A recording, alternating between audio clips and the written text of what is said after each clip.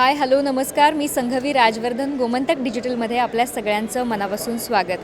आजपासून गोवा मराठी चित्रपट महोत्सवाला सुरुवात होती आहे आणि आज बरेचसे कलाकार आपल्या भेटीला येतात. आपल्या सगळ्यांची आवडती अभिनेत्री आपण मृणाल कुलकर्णी आपल्यासोबत आहे.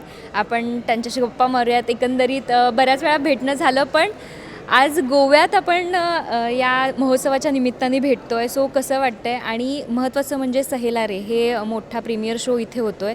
तर काय भावना आहेत आणि एकंदरीत इथली गर्दी आणि वातावरण पाहिलं तर काय वाटतं आहे? गोवा फिल्म फेस्टिवलला जवळजवळ प्रत्येक वर्षी मी येते, कारण माझी कोणती ना कोणती फिल्म असते. कधी दिग्दर्शक म्हणून असते, कधी अभिनेत्री म्हणून असते. आणि हे एक कुटुंबासारखं झालेलं आहे आता. त्यामुळे गोव्याच्या प्रेक्षकांना या फिल्म फेस्टिवलच्या निमित्ताने भेटणं हा अत्यंत सुखद अनुभव असतो. आणि यावर्षी एक अभिनेत्री म्हणून गोष्ट एका पैठणीची, ज्याला आत्ताच नॅशनल अवॉर्ड मिळालं, आणि दिग्दर्शक म्हणून सहेला रे, जी ओपनिंग फिल्म आहे. अशा 2 फिल्म्स घेऊन मी आले आहे. त्याचा आनंद काही वेगळाच आहे. 2 वर्ष गोवेकर प्रेक्षकांना मराठी चित्रपटांची जी लागलेली भूक होती, करोनामुळे ते होऊ शकला नाही फेस्टिवल. त्यामुळे यावर्षी अत्यंत आतुरतेने तेही वाट बघत होते आणि आम्हीही वाट बघत होतो. कारण शेटे बंधू संजय शेटे, श्रीपाद शेटे हे अत्यंत प्रेमाने, आपुलकीने आमचं सगळ्यांचं स्वागत करतात, आदरातिथ्य करतात. त्यामुळे आपली फेस्टिवलला फिल्म जावी असं प्रत्येक मराठी कलावंताला वाटत असतं. आणि एकमेकांच्या फिल्म्स बघण्याचं सुद्धा एक वेगळं औचित्य मेजवानी असते एक प्रकारची या फेस्टिवलमध्ये असतं. त्यामुळे I always look forward to this festival. आणि त्यामुळे मस्त आहे, मज्जा आहे. सगळे मित्रमैत्रिणी आलेले आहेत, येत आहेत. त्यामुळे लुकिंग फॉरवर्ड टू. की नक्कीच 2 सिनेमा आहेत, म्हणजे गोष्ट एका पैठणीची आणि दुसरं सहेला रे. सो दोन्ही म्हणजे भाग वेगळे आहेत. तसे काय वाटतं एकंदरीत दोन्ही सिनेमे इथे लागतात? मी ऑनेस्टली सांगायचं तर 3 वर्षापूर्वी मला सहेलारीची कथा गोवा फिल्म फेस्टिवलला सुचली. आणि मी सुमित राघवनला तेव्हा म्हटलं होतं की सुमित, आपल्याला एक फिल्म करायची, मी लवकरच तुला भेटते. मी त्याला कथा पण ऐकवली आणि ही वॉज व्हेरी एक्सायटेड. आणि नंतर करोना सुरू झाला, त्यामुळे ते राहून गेलं. पण यावर्षी मी ती फिल्म लिहून दिग्दर्शित केली, पूर्ण केली, आणि आता रिलीजच्या आधी इथे त्याचा प्रीमियर होतो आहे, याचा मला खूप आनंद होतो. पावसाशी संबंधित आहे, त्यामुळे पावसाळ्यात दिसणं खूप आवश्यक. त्यामुळे माझी खूप मनातून इच्छा होती की या फेस्टिवलमध्ये ही फिल्म दाखल व्हावी.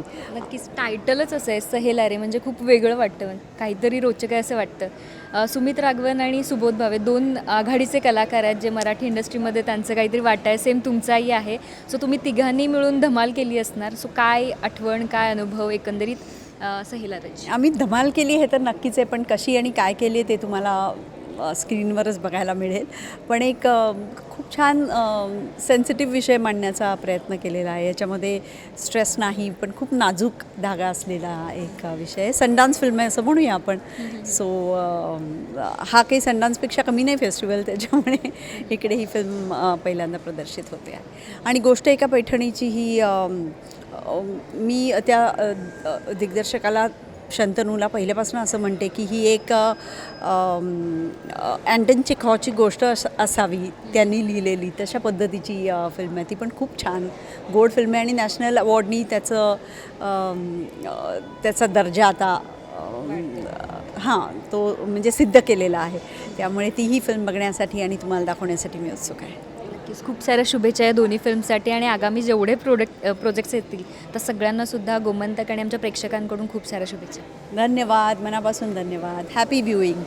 तर आत्ता आपल्यासोबत आहेत सुहास जोशी मॅम, ज्या ज्येष्ठ अभिनेत्री आहेत. मराठी इंडस्ट्रीमध्ये त्यांचं खूप मोठं योगदान आहे. अनेक सिनेमे, सिरियलमधून त्या आपल्यासमोर आलेल्या आहेत. एकंदरीत या फिल्म फेस्टिवलबद्दल काय वाटतं आहे आणि गोवेकरांशी तुमचं कसं नातं आहे? एकूणच गोवा आणि हे वातावरण काय वाटतं आहे?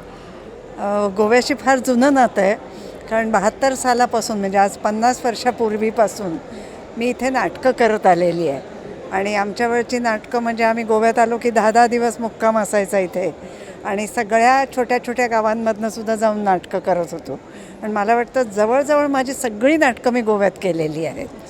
सिनेमाशी संबंध माझाच खूप उशिरा आला, पण आता रुळले, म्हणजे त्या मानाने मी मराठी सिनेमामध्ये. पण मी आजपर्यंत एकही फेस्टिवल कधी अटेंड केलं नव्हतं. आणि या वेळेला आमचाच सिनेमा फेस्टिवलमध्ये असल्यामुळे असेल, पण मला जेव्हा बोलवलं तेव्हा म्हटलं हो जाऊया, गोव्याला असेल तर नक्की जायचं. आणि खूप छान वाटतं आहे सगळं बघून की असा एक 3 दिवसामध्ये सगळे मराठीतले उत्तमोत्तम सिनेमे बघायला मिळणार आहेत लोकांना आणि लोक इतक्या उत्साहाने आली आहेत ते बघून खूप खूप आनंद झाला. काय संदेश द्याल गोवेकरांना? संदेश देणारे मी कोण? हा संदेश काय फिल्म फेस्टिवलला या, काय सांगाल? येणारच आहेत ते, मी सांगायची गरजच नाही. तर सगळ्यांचा आवडता आणि गोड असा अभिनेता आदिनाथ कोठारे आपल्याबरोबर आहे. आपण त्याच्याशी गप्पा मारूया. एकंदरीत तो या महोत्सवात आला आहे. काय वाटतंय या फिल्म फेस्टिवलला आलेला आहेस आणि कोणता सिनेमा आहे, कसं काय भावना आहेत तुझ्या एकंदरीत? चंद्रमुखी आमचा सिनेमा उद्या स्क्रीन होतो आहे.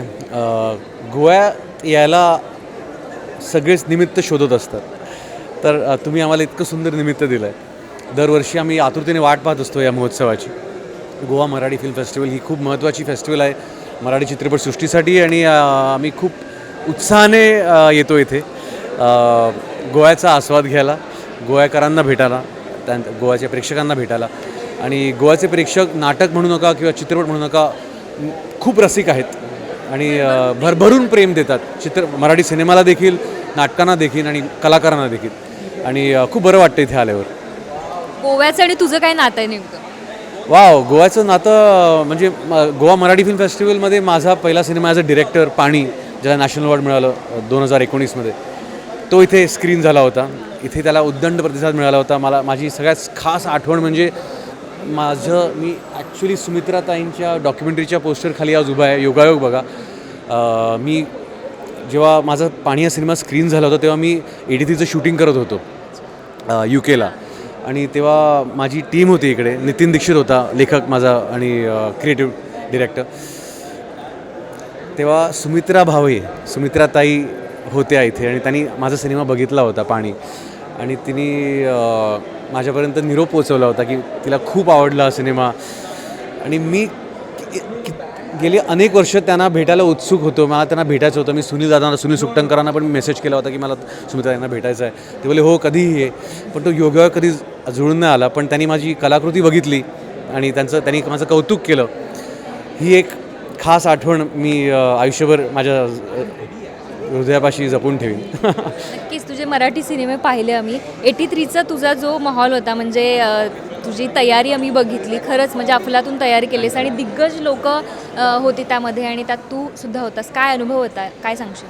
बापरे, कमालीचा अनुभव होता तो. एक अविस्मरणीय अनुभव होता कारण खूप शिकायला मिळालं. तो इतका मोठा कॅनव्हास, कबीर खानचं डिरेक्शन, इतकी मोठे सगळे कलाकार, जगभरातले, भारतातलेच नाही तर जगभरातले सगळे कलाकार. म्हणजे माझं कॅरेक्टर दिलीप वेंसरकरांचं होतं आणि मॅल्कम मार्शलचा रोल माली मार्शलनी केला होता. म्हणजे मॅल्कम मार्शलच्या मुलांनीच केला होता.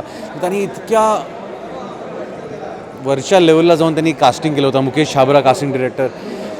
सगळी टीम खूप पॅशनेट होती आणि ते पॅशन इतकं जवळून अनुभवायला मिळालं. त्यातून एक वेगळी प्रेरणा मिळाली आणि प्रेरणा अशा लोकांबरोबर काम करून सतत आपण प्रेरित होतो आणि अजून दटून आपण सज्ज होतो आपली कामं करायला. And it was a very inspiring and very motivating experience for me. नक्कीच. आपण पाहिलं तर गोव्यामध्ये हे फिल्म फेस्टिवल होत असतात, अशा अनेक ठिकाणी होत असतात. पण प्रेक्षकांना किंवा जे रसिक असतात त्यांना तो फिल्म कळावा किंवा ती फिल्म समजावी, या एकंदरीत प्लॅटफॉर्मवर हे सगळं महोत्सव वगैरे होत असतं. अशा या गोष्टीसाठी तू कसा बघतोस याकडे? काय सांगशील एकंदरीत? आयोजक असतील किंवा जे रसिक असतील त्यांना काय सांगशील? कशी मेजवानी येईल? मी त्यांचं, आयोजकांचे आणि सगळ्या कार्यकर्त्यांचे मी मनापासून आभार मानतो. मी त्यांचं अभिनंदन करतो की हा जो महोत्सव ते दरवर्षी सातत्याने घडून आणता, हे खूप महत्त्वाचं आहे. कारण मराठी सिनेमा जपून ठेवणं, आजच्या काळात इतके सिनेमे बनत आहेत, इतक्या अनेक भाषांमधले सिनेमे बनत आहेत. आपण बघतो आहे जगभरातलं आपण कॉन्टेंट बघतो. आपण स्पॅनिश बघतो, आपण टर्किश बघतो, आपण कोरियन बघतो. मराठी सिनेमा प्रेक्षकांपर्यंत पोचवणं, जगभरात पोचवणं हे आपल्याच हातात असतं आणि हे काम मराठी माणसंच करू शकतात आणि ते तुम्ही करताय. गोव्यातली मंडळी ही करते. हे आमच्यासाठी, मराठी चित्रपटसृष्टीसाठी खूप महत्त्वाची गोष्ट आहे. मी मगाशी पण म्हणालो की गोवा मराठी फिल्म फेस्टिवल हा मराठी चित्रपटसृष्टीसाठी खूप महत्त्वाचा फेस्टिवल आहे. खूप सुंदर आणि खूप महत्त्वाचा प्लॅटफॉर्म आहे आणि त्यासाठी खूप खूप धन्यवाद.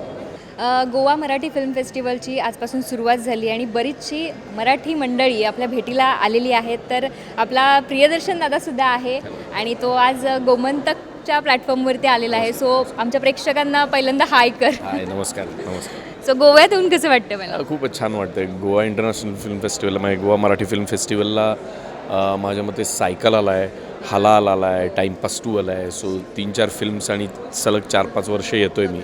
आणि यावर्षी आता गोदावरी नावाची फिल्म आहे, निखिल महाजनने डिरेक्ट केली आहे, प्राजक्त देशमुखने लिहिली आहे, जितेंद्र जोशी माझ्या मित्राने ती प्रोड्यूस केली आहे आणि मी त्यात काम केलं. त्यामुळे नीना कुलकर्णी आहेत, संजय मोने आहेत फिल्ममध्ये, विक्रम गोखले आहेत. सो आज गोव्यातल्या प्रेक्षकांना ही फिल्म पाहायला मिळेल, खूप आनंद वाटतो. आणि दुसरी फिल्म जी आत्ता नुकतीच रिलीज झाली आहे ती म्हणजे टाईमपास 3. सो एक कम्प्लिटली मसालेदार फिल्म आणि एक कम्प्लिटली वेगळी फिल्म, अशा 2 सिनेमे आहेत इथे. टाईमपास 3 आपण बघणारच आहोत, आमचे प्रेक्षक बघतीलच नक्की. काय वेगळं पण आहे दरवेळीपेक्षा मला सांग. 3मध्ये मला असं वाटतं की दगडूची जी पहिली गोष्ट होती ती 10वीतली गोष्ट होती, तेव्हा तो 10वीत होता. नंतर टाईमपास 2 जो झाला ती एकदम मोठा झालेला दगडू होता. त्या मधल्या काळात दगडूबरोबर काय झालं त्याची ही धमाल गोष्ट आहे. आणि यावेळेला नवीन कॅरेक्टर्ससुद्धा आहेत भरपूर फिल्ममध्ये, त्यामुळे नवीन प्लॉट आहे, नवीन गोष्ट आहे, लोकांना आवडेल आणि आवडतेच आहे. येस.